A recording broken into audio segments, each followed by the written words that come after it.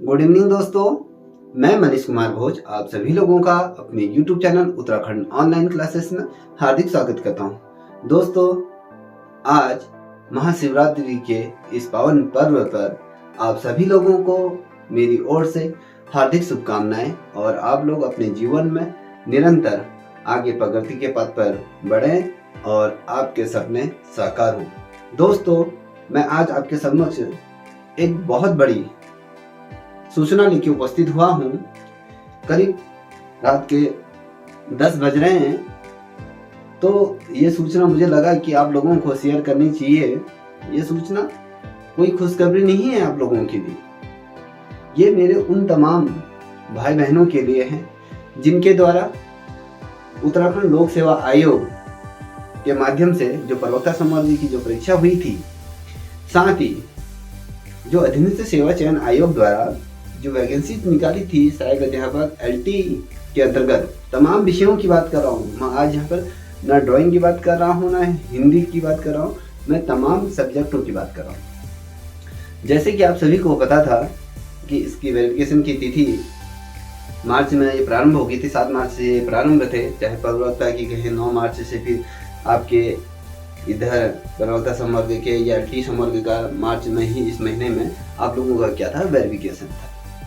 दोस्तों, इस वेरिफिकेशन में मैं कहूँ किसी की या बुरी नज़र लग गई या कहें बहुत ही दुख हो रहा है कि मुझे ये सूचना देते हुए आप लोगों को कि दोस्तों, इन तमाम जो वेरिफिकेशन की जो तिथि थी, जो अभिलेख सत्यापन की जो तिथि घोषित हुई थी, उन तमाम तिथियों पर रोक लगने जा रही है या कहें रोक लग चुकी है।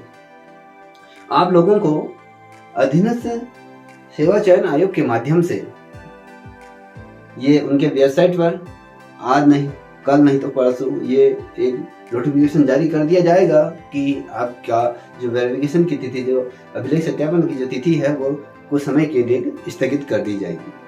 अब ये क्यों हुआ, इसको समझते हैं।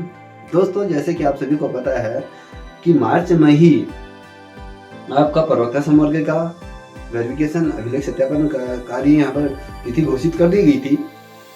साथ ही मार्च के महीने में ही आप लोगों का LT संवर्ग के तमाम विषयों की यहाँ पर क्या कर दी गई थी, सूचना भी जारी कर दी गई थी कि तिथि को किसका वेरिफिकेशन होगा। ठीक है, तमाम सब्जेक्टों को। और यहाँ पर जैसे कि आपको पता है ड्राइंग और हिंदी जो वर्तमान समय में कोर्ट में विचाराधीन है। ठीक है, अभी इन दो का इसमें कोर्ट से कोई भी फैसला नहीं हुआ है, क्योंकि आपको पता है कि जो हिंदी विषय का है उसमें तो आप लोगों का रिजल्ट घोषित हो गया, मगर जो ड्राइंग विषय का जो है उसमें तो अभी रिजल्ट घोषित ही नहीं हुआ है। उन तमाम छात्रों को किस पीड़ा से वो गुजर रहे होंगे आप कल्पना भी नहीं कर सकते। आप लोगों को तो ये तो पता है ना कि कम से कम आप लोगों का सिलेक्शन हो गया, आप लोग तो वेरिफिकेशन के लिए जा रहे हो, मगर उनका तो रिजल्ट भी घोषित नहीं हुआ है।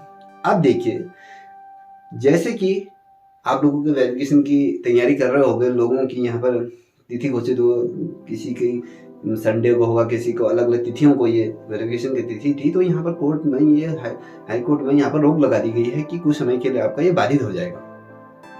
अब ये क्यों लगी रोक? दोस्तों, जैसे कि आप सभी को पता है प्रवक्ता संवर्ग के अंतर्गत 2/3 पदों पर यहाँ पर लिस्ट जारी की गई थी। जो उसका परिणाम घोषित हुआ था, 2/3 पदों पर यहाँ पर क्या गया था, लिस्ट जारी की गया। अब यहाँ पर कमावेश क्या बन रही है, स्थिति क्या बन रही है, देखिए। जो पद हैं 471 जो पद हैं प्रवक्ता संवर्ग के अंदर, उससे दुगने इन्होंने क्या निकाल दिए हैं, यहाँ पर अभ्यर्थियों का सिलेक्शन कर दिया गया। अब इसमें वो अभ्यर्थी भी हैं जिनका वेरिफिकेशन LT संवर्ग के अंतर्गत भी होना है और प्रवक्ता संवर्ग के अंतर्गत होना है। अब जिन अभ्यर्थियों ने ये रोक लगाई हुई है, हाईकोर्ट में ये जो अपील दायर की गई है, उसमें कहा गया था कि जो प्रवक्ता संवर्ग के अंतर्गत जिन अभ्यर्थियों का सिलेक्शन हुआ है वो LT ग्रेड में तो नहीं जाएंगे, वो LT ग्रेड से तो अपने उच्च पदों की तरफ ही, कोई भी व्यक्ति होता है कि उच्च पद की तरफ ही जाता है। ठीक है, तो उसमें क्या कहा गया था, जैसे कि कोर्ट में ये कहा गया था कि आपका जो प्रवक्ता संवर्ग का जो रिजल्ट घोषित है उसमें 2 गुने जो अभ्यर्थी निकाले गए, तो उसमें जिसमें वेरिफिकेशन होगा तो उसमें किस अभ्यर्थी का सिलेक्शन हो रहा है, ये तो हर अभी कोई भी बच्चा नहीं जानता कि किसका सिलेक्शन होगा। अभ्यर्थियों का कहना यह है कि पहले जो प्रवक्ता संवर्ग की आप काउंसलिंग करा लीजिए, वेरिफिकेशन पूरा करा लीजिए, उसके बाद जब ये कंप्लीट हो जाएगा उसके बाद आप एलटी संवर्ग की क्या कीजिएगा, अभिलेख सत्यापन का कार्य प्रारंभ कीजिएगा। जो प्रवक्ता संवर्ग के जो अभ्यर्थी थे उनके द्वारा हाईकोर्ट में ये याचिका दायर कर दी गई थी कि जो एलटी का जो वेरिफिकेशन की जो तिथि है उसे डिले कर दिया जाए। ठीक है, अब डिले करने का मतलब क्या है, क्योंकि यहाँ पर जो जिन लोगों का एलटी संवर्ग में हुआ था, प्रवक्ता संवर्ग में भी उनका बहुत से बच्चों का हुआ है, तो वो कम से कम पहले प्रवक्ता संवर्ग का क्या कर ले, वो वेरिफिकेशन कर ले, उसके पश्चात आपका एलटी संवर्ग का वेरिफिकेशन होगा। तो इसमें क्या है, जो 2 गुने पद निकाले हैं उस तिथि तक जो अंतिम रिजल्ट घोषित होगा आयोग के माध्यम से, उसमें स्पष्ट हो जाएगा कि कितने बच्चों का यहाँ पर वेरिफिकेशन।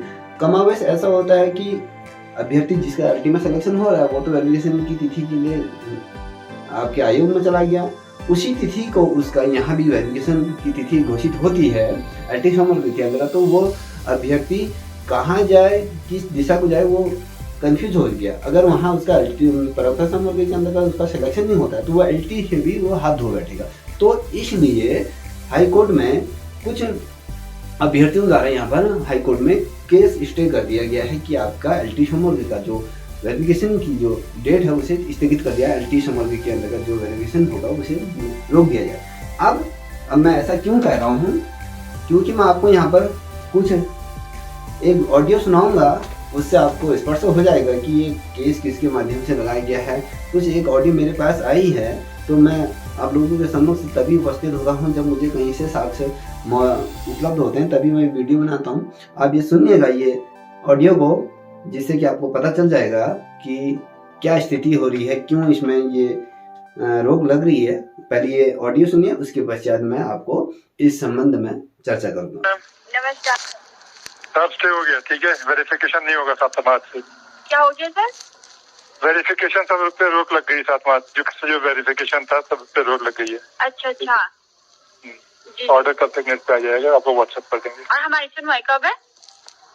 अब जो रोक लगा दी तो मैम जब बता रहे हैं तभी तो बता रहे हैं, कैसे बता रहे हैं। अच्छा जी सर, आपके ऑर्डर आएगा था जी केस नंबर भी साइन करना सर ना। हाँ, तो ये ऑर्डर के साथ ही भेजेंगे, ऑर्डर पे देखोगे इस पे लिखा रहेगा केस नंबर भी।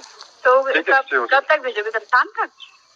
अरे मैम जैसा साइन करेंगे अभी तो मिलेगा आपको मंडे तक ही। जैसा आप साइन तो करें, अभी बैठे हैं, जैसा हम बाहर आए, जैसा थोड़ा बाहर आए हैं।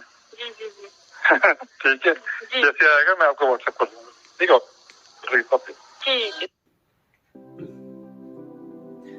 जैसे कि आपने ऑडियो में स्पष्ट रूप से सुन लिया होगा कि इस केस में स्टे लगने जा रहा है और इसकी हार्ड कॉपी जल्द ही आयोग के पास भी पहुंच जाएगी, जिससे कि आयोग एक नया गजट नोटिफिकेशन जारी करेगा या कहीं नोटिस जारी करेगा, जिसके अंतर्गत आप लोगों को यहाँ पर क्या कर दिया जाएगा, सूचना दे दी जाएगी। देखिए ये कुछ अभ्यर्थियों के मेरे पास नाम आए हैं। देखिए ये कोर्ट की कॉपी है, उसमें इन अभ्यर्थियों ने एलटी संवर्ग की जो डेट है उसमें परिवर्तन करने की यहाँ पर मांग की गई है। ठीक है, इस वजह से यहाँ पर आप सभी लोगों का क्या है, स्टे हो सकता है यहाँ पर। तो इस वजह से यहाँ पर स्टे होने की संभावनाएं बहुत अधिक हो रही है। तो आई होप, क्योंकि जिन लोगों ने आप लोगों ने इतनी मेहनत की थी उसके पश्चात भी अंततः क्या आप लोगों के साथ रहा, एक तो ये एलटी संवर्ग का जो परीक्षा परिणाम तो वो बहुत लंबे समय बाद आंदोलन करने के पश्चात, बार लड़ाई करने के पश्चात ये बड़ी मुश्किलों से ये घोषित हुआ। उसके पश्चात वेरिफिकेशन की तिथि भी, चुनाव आ गए थे, उसके पश्चात अब क्या हुआ, जब वेरिफिकेशन की तिथि आई तो क्या हुआ, कोर्ट में एक रेट स्टे होने को जा रहा है। अब इससे क्या होता है, आप लोगों का मनोबल टूट रहा है। आप लोग ये देखिए, मेरे समझ में नहीं आ रहा क्या जो अधिनियमित सेवा चयन आयोग है और जो लोक सेवा आयोग है, क्यों ना इनको आप कोर्ट में ही तब्दील कर दिया जाए। कोई भी भर्ती प्रक्रिया ऐसी नहीं है जो कोर्ट में लंबित नहीं हो रही है। कहीं पर भी ऐसा नहीं है कि भैया अधिनियमित सेवा आयोग ने कोई परीक्षा कंडक्ट कराई हो, उसका रिजल्ट घोषित किया हो और उनको बच्चों को नियुक्ति पत्र जारी कर दिया हो। ऐसा कभी नहीं हो रहा है। हर केस को उठा के हाई कोर्ट पहुंच जा रहे। मजाक बना दिया है उत्तराखंड को।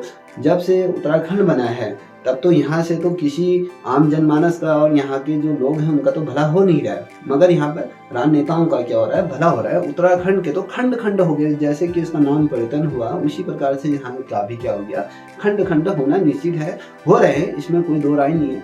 इन लोगों का क्या है, इन लोगों का तो अपना ये राज्य बनने से ये लोग अपना घर भर रहे हैं, अपना ये दिन रात चौगुनी तरक्की कर रहे हैं। तो जो आम जनमानस है, जो युवा पीढ़ी है, जो बड़े मुश्किलों से बड़ी तैयारी करते हैं कि किसी की एज चली जाती है, किसी का कुछ हो जाता है, बड़ी मुश्किलों से आस लगाता है कि भैया छोटी सी नौकरी मिल जाएगी। अब नौकरी मिलने में भी देखिए कोर्ट का मामला, कोर्ट में ये केस चले जा रहे हैं, हर चीज़ परेशान है। देखिए अब इसमें जो हिंदी अभ्यर्थी और ड्राइंग अभ्यर्थी की जो अभ्यर्थी हैं, देखिए आपका 11 मार्च को ये हियरिंग होनी है, और उसी प्रकार से मैं जितने भी हिंदी अभ्यर्थी के जो बच्चे हैं जिनके द्वारा मुझे बार बार फ़ोन किया जा रहा है, तो मैं आप लोगों के प्रत्यक्ष रूप में एक वीडियो यहाँ पर जारी करूँगा, जो मेरे को जो सूचना प्राप्त हुई है और कोर्ट से मैंने एक कॉपी ली है, जिन्होंने उसमें केस दायर किया है, क्या स्थिति बन रही है, उसमें क्या स्टे होगा या उसमें जल्दी ही डिसीजन दे दिया जाएगा कोर्ट द्वारा। इसमें देखेंगे क्या समावेशी स्थिति बन रही है। देखिएगा अभी जो आप लोगों को पता है कि पूर्ण रूप से ये स्टेट की तरफ जा रहा है। दोस्तों अगर इस सूचना से आपको थोड़ा सा भी लाभ हो रहा है तो प्लीज़ इस चैनल को सब्सक्राइब, लाइक, शेयर अवश्य करें, साथ ही अपने दोस्तों को भी साझा करें। तब तक के लिए इतना ही। जय हिंद, जय भारत, जय उत्तराखंड।